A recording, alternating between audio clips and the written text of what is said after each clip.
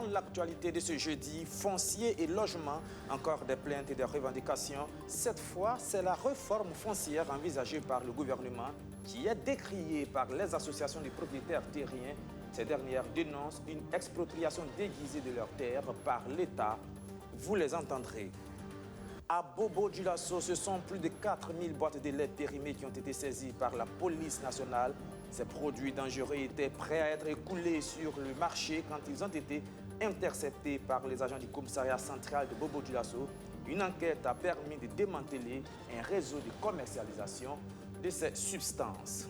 Et puis, le grand format de ce journal nous emmènera dans l'univers des jardiniers de Kunima et Bolomakoté de Bobo-Dioulasso.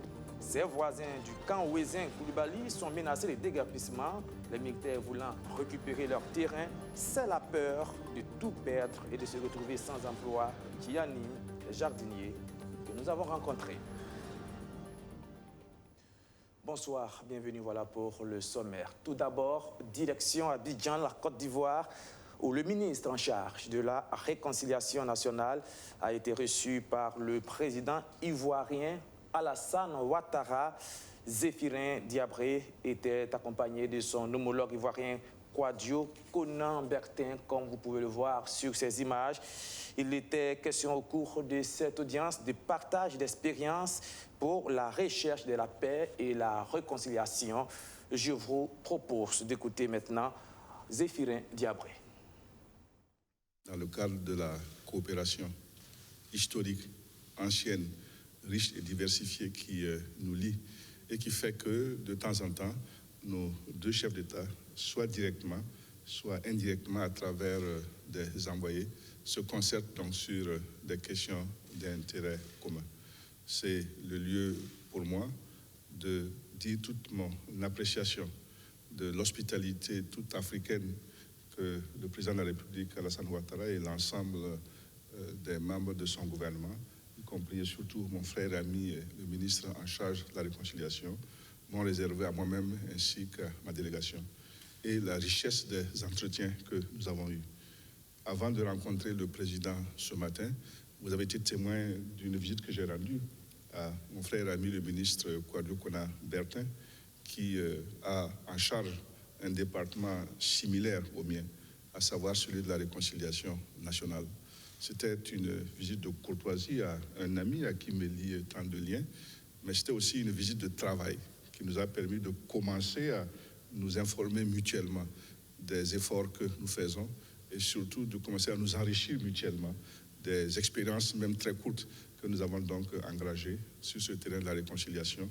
Question importante pour le Burkina Faso, question importante pour la Côte d'Ivoire, deux pays qui cherchent les voies et moyens de rassembler leurs filles et leurs fils, de penser leurs plaies, de tourner les pages douloureuses du passé et d'envisager l'avenir avec sérénité.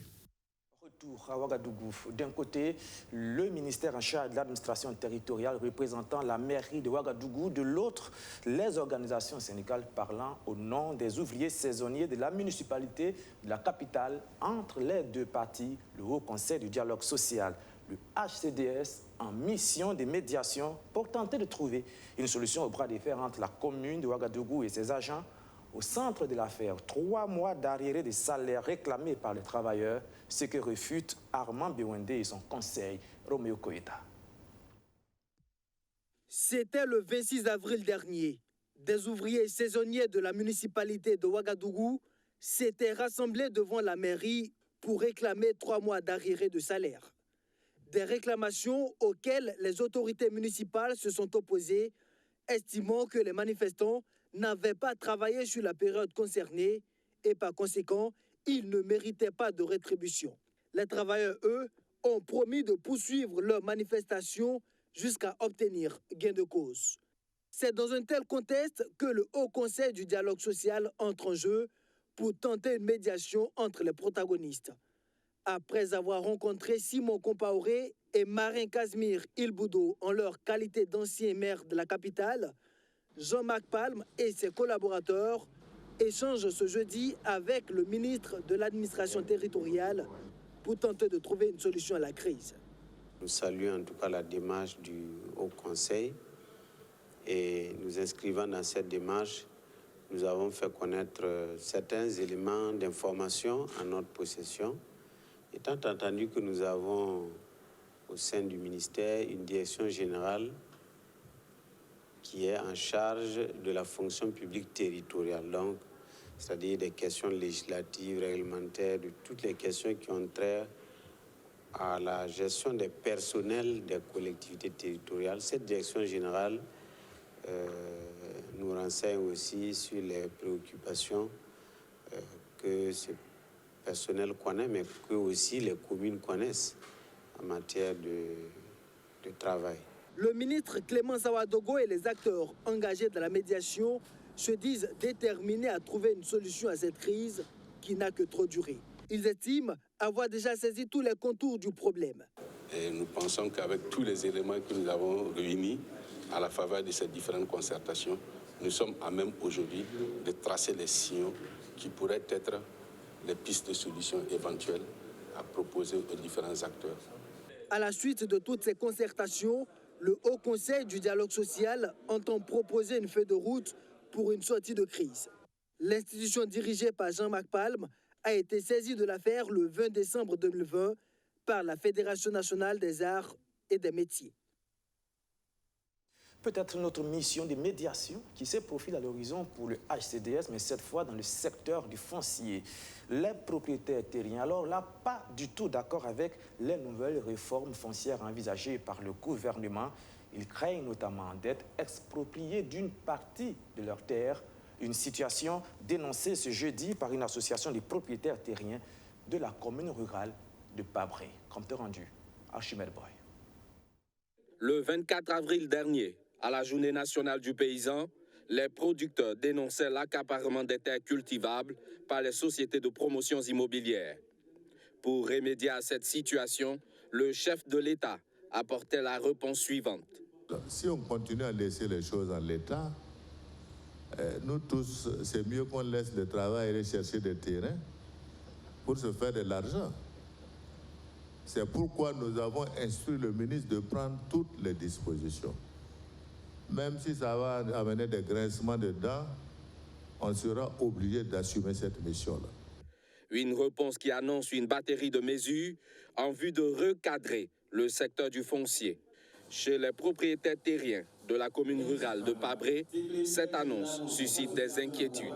Ils craignent que leurs terres ne redeviennent la propriété de l'État selon ce projet de réforme qu'ils qualifient de bombe foncière. Ça va créer vraiment un boom. Parce que d'abord, je prends un exemple. Vous avez donné votre terrain, 5 hectares. Vous avez reçu 25 parcelles. Signé un protocole d'accord. Et vous avez déjà pris peut-être les 20. Vous avez partagé à vos fils, à votre famille. Et les 5, vous avez peut-être cédé à d'autres personnes, soit des neveux, quelconque. Si, par exemple, on suspend ça, qu'est-ce que nous allons en faire avec ce que nous avons reçu, avec les sociétés immobilières? C'est pourquoi ils invitent le ministre en charge de l'urbanisme à surseoir à ce projet. À Pabré, les propriétaires terriens sont en bons termes avec les sociétés de promotions immobilières, selon Madi Sawadogo. Ils sont engagés dans des projets immobiliers structurants en vue de mettre en valeur leurs terres. Parce que nous, propriétaires terriens aussi, c'est nous qui avions donné nos terres. Nous devrions être associés aussi à la prise de décision. Parce que les terres nous appartiennent. Et c'est clair. Ce qui appartient à l'État appartient à l'État. Ce qui appartient aux propriétaires terriens l'appartient. Et il a le droit d'en faire ce qu'il veut pour son épanouissement. Pour préserver la cohésion sociale, l'association Nakol Zanga préconise la tenue d'un forum national qui réunira tous les acteurs du secteur foncier en vue de dégager des solutions consensuelles pour désamorcer la bombe. C'est l'aboutissement d'un long processus de dédommagement. Depuis hier, les personnes affectées par le projet de construction de l'université Thomas Sankara, propriétaires terriens, acquéreurs et exploitants, ont commencé à recevoir leurs frais d'indemnisation, l'épilogue de 5 années de crise et de tension. Archimède Boy. L'université Thomas Sankara, ce mercredi 5 mai, les habitants du village de Kouanda passent à la caisse. C'est ce village, situé à une vingtaine de kilomètres de Ouagadougou, qui a cédé 2111 hectares de ses terres pour la réalisation de ce temple du savoir. Aujourd'hui, propriétaires terriens, acquéreurs et exploitants affectés par ce vaste projet rentrent en possession de leur dû. La satisfaction est au rendez-vous. Je suis fier aujourd'hui parce que toute la population est contente. Parce qu'ils viennent de prendre, moi je prends ma chèque, le chef de commission prend sa chèque, et vraiment nous sommes fiers. Parce que tout ce que l'État a fait pour nous, nous sommes contents. Depuis, ça fait 8 ans, l'université est en train de négocier avec la population, avec les chefs coutumiers, mais vraiment aujourd'hui ils ont abouti à quelque chose qui fait du bien pour l'UTS et pour tout l'État et pour tout le monde, même les étudiants. Je suis fier aujourd'hui parce que je viens de recevoir mon chèque. L'État burkinabé a déboursé environ 4 milliards de francs CFA pour l'indemnisation de 845 personnes touchées par ce projet. Pour y parvenir, il a fallu 5 années de négociations. Alors, il faut dire que ça a pris du temps. C'est un processus, toute personne qui connaît la question d'indemnisation, c'est que ça prend du temps. Il a fallu d'abord recenser les personnes affectées par le projet. Ensuite, il a fallu recenser leurs biens. Et entre-temps, nous nous sommes rendus compte qu'effectivement, entre les déclarations, c'est-à-dire en termes de superficie des champs, et la réalité terrain, il y avait un décalage. Il y avait un surplus de près de 250 hectares. Donc, il fallait d'abord rentrer dans une phase de négociation avec ces populations pour pouvoir stabiliser les superficies. En plus d'une indemnisation financière, les 845 personnes concernées bénéficient d'une parcelle de terre sur une superficie de 364 hectares, aménagée au sein de l'université Thomas Sankara, indique le professeur Adjima Tiombiano. Ils exercent des métiers très différents et pourtant leur cohabitation dure depuis des décennies. Militaires et jardiniers du camp Ouezin Koulibaly de Bobo-Dioulasso, c'est un voisinage qui marche, mais le ménage tente à prendre fin aux grandes dames des jardiniers de Kunima et de Bolomakoté. Menacés de déguerpissement, ce sont environ 3000 personnes qui risquent de tout perdre et de se retrouver sans emploi. Leur détresse, leur peur et le SOS qu'ils lancent dans ce dossier, signé surtout Justin Dabiré. Tout ce que moi j'ai dans mon bien, c'est au jardin que j'ai eu. Daouda Sanou est un jardinier qui travaille sur le site du camp Ouezin Koulibaly de Bobo-Dioulasso depuis maintenant 30 ans. Il y cultive de la salade qui lui rapporte environ 50 000 francs CFA par jour. De l'argent qui lui permet de subvenir aux besoins de ses 6 enfants, tous scolarisés d'une dizaine d'autres personnes. Chaque jour, une vingtaine de femmes viennent s'approvisionner dans son jardin comme Mariam, venue de Banfora. Nous venons chercher les marchandises pour les revendre à Banfora. Les habitants de cette ville aiment mieux la salade d'ici que la leur. La salade de Banfora est vite fanée une fois assaisonnée, alors que celle d'ici tient longtemps. C'est la raison qui nous amène à venir chercher la salade ici pour les revendre à Banfora. Ils sont près de 3000 jardiniers recensés et leurs familles qui tirent leurs revenus de la maraîchère-culture sur ce site. Parmi eux, Draman Sanou est épanoui aujourd'hui grâce à son métier de jardinier. Pour moi-même ici, là, j'étais l'employé de la SAP. J'ai fait 10 ans à la SAP. Ça ne m'a pas rendu. Mais au retour au jardin, j'ai fait 1 an seulement. J'ai pu payer 2 motos et construire. On me payait 60 000 francs par mois. Mais au jardin, là, 60 000 francs par mois, non, c'est peu. Ici, là, par mois, peut-être je peux avoir au moins 200, 250 par mois. Sur ce site, le respect de l'environnement reste la priorité des jardiniers. Pas de produits chimiques ou autres produits qui pourraient impacter négativement l'écosystème. Ils ont même développé toute une technologie agricole moderne pour pouvoir entretenir leur culture. Leurs productions au-delà de Bobo-Dioulasso sont commercialisées dans plusieurs villes du Burkina et dans certains pays de la sous-région. Avec un sol très fertile, une abondance et une qualité d'eau impressionnante, les jardiniers de Kunima et Bolomakoté ont fait de ce lieu le poumon vert de la ville de Bobo-Dioulasso. Et nos grands-parents, là, c'est eux qui ont planté tous ces manguiers. Bon, quand on quitte à la maison le matin, quand tu arrives ici, le climat là te donne la fraîcheur là, tu te sens à l'aise.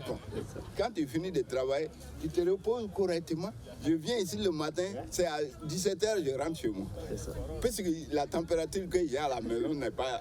J'ai mon climatiseur ici, je reste ici pour me reposer bien. Depuis près d'un siècle, jardiniers aux forces de défense et de sécurité du camp Ouézin Coulibaly vivent en parfaite symbiose. Mais en février 2019, le camp voulant récupérer la totalité de son site va déguerpir Manu Militari les jardiniers. Après une année de négociations, il y a eu un terrain d'entente et les jardiniers sont de retour sur le site. Mais depuis leur retour, l'avancée d'un mur en construction les inquiète. Nous craignons beaucoup la disparition de ces sites-là. S'il arrivait aujourd'hui que ces sites disparaissent, franchement, ça sera vraiment une grande perte pour nous. Non seulement ça va engendrer le chômage, aujourd'hui beaucoup des enfants seront déscolarisés. Donc, et vraiment, c'est ce que nous ne souhaitons pas. Je ne ferme pas les yeux la nuit quand je pense à ça. C'est notre mort qu'ils souhaitent. Si cela est avéré, alors là, nous sommes morts. Je passe des nuits blanches à cause de ça. Que Dieu facilite, c'est ce que nous demandons. Sinon, où allons-nous partir? Depuis toute petite, c'est le jardinage que je fais. Désormais seuls face à leur destin, les jardiniers de Kunima et Bolmakoté plaident pour un bail d'un montant symbolique qui reconnaissent leur propriété du terrain cultivé. On n'a pas un document fiable qui montre que nous allons rester. On n'a pas aussi, si on va rester ou bien on ne va pas rester. Mais vraiment, notre souhait, vu l'importance de tous ces jardins, et puis surtout dans le domaine de l'emploi, vu tout ça là, on souhaiterait vraiment que les jeunes qui se débrouillent ici, qui n'ont pas eu la chance d'aller à l'école, puissent rester et puis travailler. Et vous voyez, depuis les années de nos grands-parents, c'était un moyen pour eux de garder leurs enfants dans ces jardins. Entre jardiniers et les camps là, c'est une famille en quelque sorte. Notre souhait intime, c'est qu'on puisse vraiment délimiter les jardins pour qu'on puisse rester dans les jardins. Rester sur le site du camp Ouézin Coulibaly afin de poursuivre une activité que leurs parents leur ont léguée au cœur de la ville de Bobo-Dioulasso et qui participe à l'économie et à la protection de l'environnement dans un pays sahélien comme le Burkina Faso. C'est tout le vœu de ces jardiniers. On reste à Bobo-Dioulasso avec cette saisine de boîtes de lait périmées. On parle de plus de 4000 boîtes de lait impropres à la consommation interceptées et saisies par les agents du commissariat central de Bobo-Dioulasso. Un réseau de commercialisation de ces produits a été également démantelé après beaucoup d'enquêtes. Les explications, surtout Justin Dabiré. 4300 boîtes de lait impropres à la consommation saisies par la brigade de recherche de la police nationale de Bobo-Dioulasso. Selon le commissaire central de la ville de Bobo, les produits saisis sont de marque Soleil de fabrication tunisienne. Ils ont cherché à comprendre comment se fait-il que des boîtes de lait se retrouvent dans des cartons de sucre. Donc le conducteur du tricycle leur a fait savoir que lui, il n'était que chargé de déposer ces cartons-là dans une concession. Il y a une dame qui est sortie effectivement, qui a reconnu que ce sont ces cartons et que ça contenait du lait qu'il appartenait également et qu'elle avait acheté auprès d'une autre dame.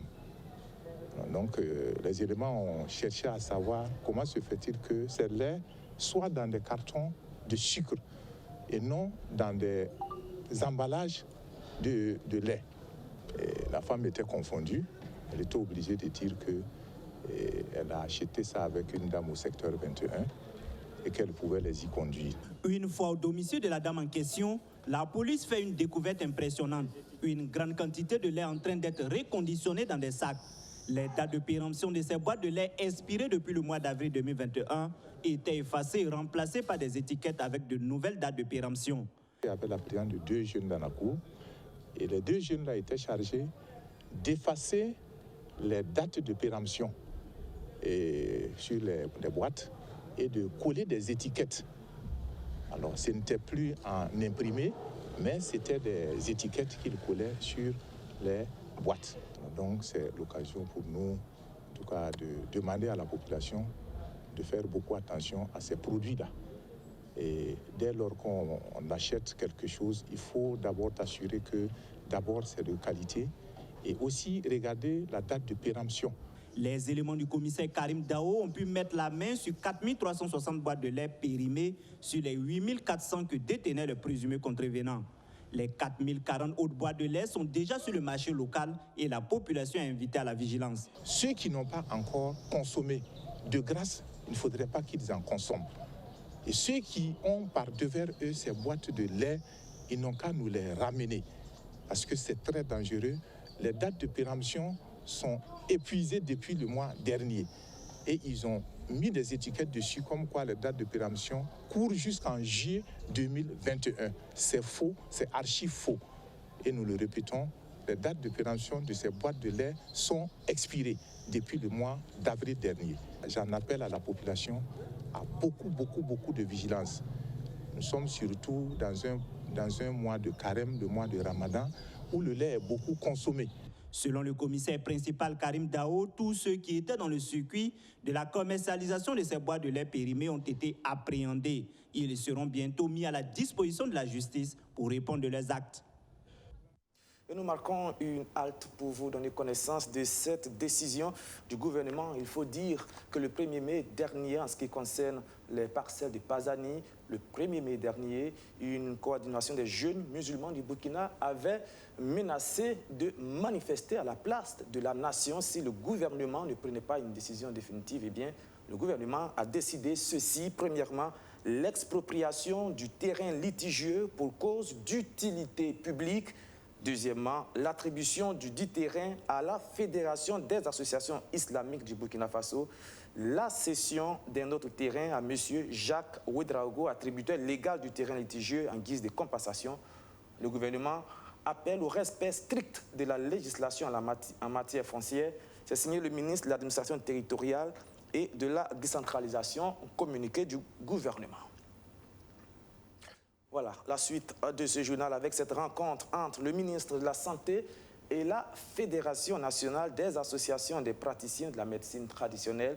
Les tradipraticiens ont plaidé pour la mise en place d'un fonds d'appui et surtout pour l'ouverture prochaine d'un centre de médecine traditionnelle à Ouagadougou. Benjamin Kwame. Un présent de la Fédération nationale des associations des praticiens de la médecine traditionnelle du Burkina au ministre de la Santé. Un geste de félicitations à l'endroit de Charlemagne Ouedraogo pour sa nomination à ce poste. Des félicitations, mais pas que. La FENAPRA est aussi venue parler de collaboration et de présentation du bureau de la fédération. Vous savez que la fédération, c'est une fêtière des tradipraticiens qui regroupe plus de 33 000 tradipraticiens et nous œuvrons en tout cas à la santé de la population. La Fédération nationale des praticiens de la médecine traditionnelle s'est engagée depuis très longtemps pour accompagner la politique du gouvernement. Donc il était notre devoir de venir présenter le bureau de la Fédération. J'ai accordé cette audience parce qu'ils avaient besoin de prendre un contact pour saluer mon arrivée à la tête de ce ministère de la Santé et aussi échanger sur donc, les principes et règles de collaboration entre la médecine traditionnelle et la médecine moderne au ministère de la Santé. Et donc nous avons donc abordé les différentes questions relatives et aussi échangé sur l'ouverture prochaine donc, du centre dédié à la médecine traditionnelle qui a été construit dans l'espace de Tengango et qui est achevé et qui attend donc une inauguration. Avant de voir l'inauguration de ce centre, les tradipraticiens déballent un sac de doléances à Charlemagne Ouedraogo pour le bon fonctionnement de leur fêtière. Ce que nous avons exposé, nous avons demandé un fonds d'appui substantiel pour la médecine traditionnelle. Nous avons demandé, en tout cas, l'implication d'un tradipraticien de santé dans le comité d'homologation des médicaments de la médecine traditionnelle. Nous avons demandé aussi qu'on implique les tradipraticiens, surtout la Fédération nationale, dans l'organisation de la journée africaine de la médecine traditionnelle. L'initiative visant à la construction du centre intégré pour la médecine traditionnelle, saluée par ces derniers, car il vient ainsi faciliter leur collaboration avec la médecine moderne. Il faut noter qu'avant le passage de la FENAPRA au ministère de la Santé, une association de tradipraticiens avait été reçue également par le ministre de la Santé. C'est en croire que l'entente n'est pas encore de mise entre les médecins traditionnels. Charlemagne Ouedraogo leur demande de s'entendre. Si de différentes associations viennent me voir, différentes fédérations, c'est qu'il y a un malentendu quelque part. Et je ne suis pas passé par 4 chemins pour le signifier à l'équipe qui est venue me rencontrer ce soir. Leur demander de prôner donc la cohésion, l'entente, pour que nous puissions envisager une collaboration sincère. Des conseils tombés dans de bonnes oreilles, les tradipraticiens repartent de cette audience satisfaits, disent-ils, car le ministre de la Santé a eu une oreille attentive à leurs préoccupations. Ils sont au nombre de 7, 4 filles, 3 garçons. Ces jeunes étudiants en génie biomédical à l'Institut supérieur de technologie, IST de Wayalguin, sont les lauréats de la 2e édition du concours Pitch des entrepreneurs Forum Indimage Africa 2021, un prix décerné par la Fédération ivoirienne des PME à Abidjan le 30 avril dernier, et ce à la suite de la présentation de leur projet incubateur néonatal, une couveuse de bébés qui a pour particularité une caméra intégrée. Benjamin Amonto. Ici, à l'Institut supérieur de technologie, IST Wayalguin, ces jeunes étudiants en génie biomédical sont accueillis sous des ovations. Ils sont les lauréats de la 2e édition du concours Pitch des entrepreneurs Forum Indimage Africa 2021. Un prix décerné par la Fédération ivoirienne des PME à Abidjan le 30 avril dernier. Notre projet, c'était Rock Palais, l'incubateur néonatal. Voilà, on a tenu le pitch. Et finalement, on est sorti vainqueur. La particularité de notre projet, comme innovation, on a apporté une caméra intégrée. Donc, à distance, on peut commander la couveuse. Ça permet de faciliter les choses à l'infirmière. Et ça permet aussi aux parents de voir le bébé à distance. Le projet incubateur néonatal de ce groupe d'étudiants burkinabés a convaincu le jury de ce concours dans lequel 7 pays africains étaient en compétition. Une fierté pour l'IST, mais aussi pour le Burkina Faso. Nous souhaitons les accompagner pour aller plus loin. Vers l'étape de la normalisation, il faut que des structures accréditées viennent voir ce que les étudiants ont réalisé, qu'ils fassent des tests sur ce qu'ils ont réalisé, qu'ils confirment que c'est quelque chose vraiment qui est au point, qui est au top, pour pouvoir recevoir des bébés prématurés. Il faut noter qu'un incubateur néonatal, c'est l'espoir de vie d'un prématuré et c'est les larmes de joie d'une mère. Pour ces étudiants, apporter une solution pour sauver des vies est le défi le plus important à relever. Ils invitent les autorités à soutenir les projets d'innovation des jeunes burkinabés. Voilà, c'était un reportage de Justin Amonto et pas Benjamin, même s'il y a beaucoup de Benjamin. Eh bien, c'est la fin de ce journal. Merci de l'avoir suivi et merci pour votre fidélité renouvelée. Demain, rendez-vous à 19h30 ici même. Bonsoir.